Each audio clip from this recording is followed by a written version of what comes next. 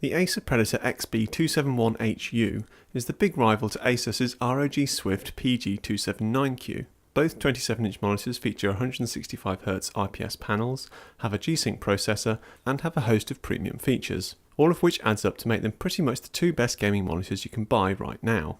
But which is the one to get? Well, as hinted at in my review of the Asus, one area where the Acer maybe doesn't quite match its rival is in design.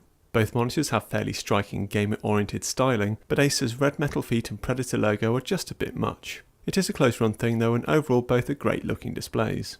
Similarly, the Asus maybe has the edge when it comes to its stand and base. The Acer largely has smooth movements for the various ergonomic adjustments it offers, but they're just not quite as nice. And the base, while largely pretty sturdy, isn't so steady as the Asus. This is also reflected in the physical setup of the monitor. The Acer is really awkward to get out of its box, plus it then requires a fair bit of assembly, with the base attachment in particular being rather fiddly. Thankfully the panel just clips into place and there's a VESA mount for use with other monitor mounts. The Asus meanwhile arrives fully assembled and ready to go. One area where the Acer definitely trumps the Asus is when it comes to bezels. It has just a tiny sliver of plastic protecting the edge of the screen, with the rest of the bezel hidden below the display's front pane of plastic. As a result, when the screen's off, the bezel almost completely disappears, giving the monitor a really slim and sleek look. The ROG Swift, while it has narrow and low profile bezels, has them sit on the front of the panel.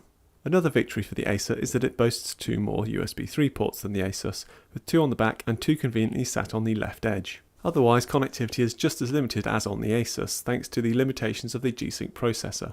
You get just one DisplayPort and one HDMI. In contrast, FreeSync monitors often come with several more options. Also included is a headphone jack, plus there's a pair of speakers inside. They're nothing special, but are always nice to have. I also much prefer that the Acer has an internal power supply, so there's no power brick to have to hide away, unlike with the Swift. One area where this display really doesn't impress though is the on-screen display. It has everything you should need and the buttons are perfectly responsive, but it's not the most intuitive layout.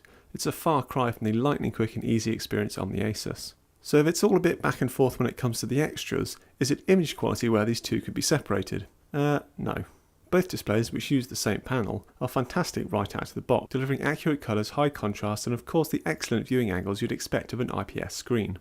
The Asus can go slightly brighter than the Acer, but I'd never recommend using these monitors at maximum brightness anyway, and in every other regard this monitor is ever so slightly better. So good is this display in fact that there's almost no need to calibrate it at all, just drop the brightness down and away you go. Nonetheless, I did do a full calibration and sure enough everything improved a little. Uniformity is also very good, with hardly any discernible variation in the consistency of the image. As for IPS glow, it's not really noticeable when viewed on axis. Off axis the glow is obvious, but that's simply the trade-off of IPS displays.